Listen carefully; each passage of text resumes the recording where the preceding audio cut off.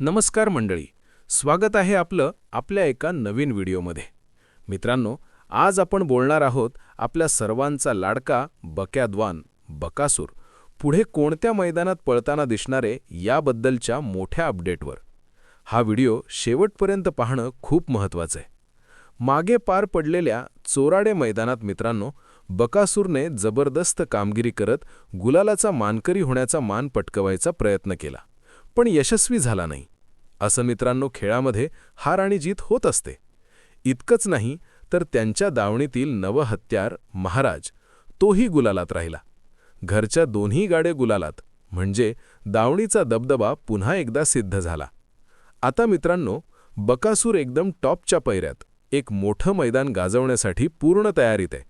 पण त्याआधी जर तुम्ही आपल्या चॅनलवर नवीन असाल तर आत्ताच चॅनलला सबस्क्राईब करा, जेणेकरून अशाच अचूक आणि फास्ट अपडेट्स तुम्हाला वेळेवर मिळत राहतील.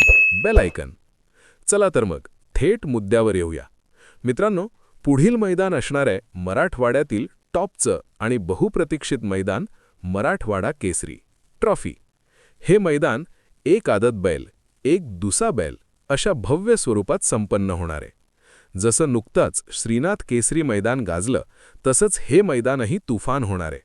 मित्रांनो, या मैदानात प्रथम क्रमांकाचं बक्षीस तब्बल 5 लाख रुपये असणार आहे. तसंच द्वितीय, तृतीय आणि इतर आकर्षक बक्षिसं देखील ठेवण्यात आली आहेत. विशेष म्हणजे क्वार्टर फायनल फेऱ्या आणि लाईव्ह प्रक्षेपणसुद्धा असणार आहे. लाईव्ह पाहण्यासाठी STC लाईव्ह चॅनल. मैदानाचं ठिकाण जांभरणी, तालुका पैठण, जिल्हा छत्रपती संभाजीनगर. तारीख बुधवार 24 तारीख. आणि सर्वात महत्त्वाचं, याच मैदानात आपल्याला बकाद्वान 100% पळताना दिसणार आहे. पैऱ्याबद्दल बोलायचं झालं तर श्रीनाथ केसरी मैदान गाजवलेला दादा सरकार यांचा सर्जा दुसा किंग आणि आपल्या बकासूर ही त्रॉप जोडी पुन्हा एकदा मैदानात धुमाकूळ घालणार आहे. जर ही गाडी श्रीनाथ केसरीमध्ये असती तर काय झालं असतं हे तुम्हाला वेगळं सांगायची गरज नाही. आता फक्त उत्सुकता आहे या मैदानात बकाद्वान काय कमाल करतो ते पाहण्याची.